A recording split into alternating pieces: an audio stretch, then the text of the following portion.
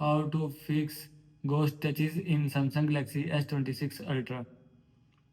First of all, turn on touch sensitivity. Open settings, scroll down, click on display, scroll down. Now here you will see touch sensitivity. And if you want to turn on touch sensitivity, then turn on this button.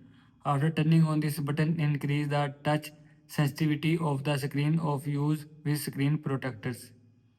Now go back. After that, restart device. Swipe down, open quick setting panel, click on power off button icon, click on restart. Again click on restart your phone. Now go back.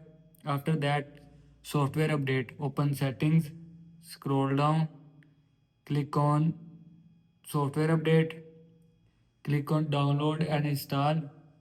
Now here you will see update option, and if you want to update software, then click on update. After click on update, your phone software will be updated from your phone. This is how you can fix ghost touches in Samsung Galaxy S26 Ultra. I hope you like this video and thanks for watching this video.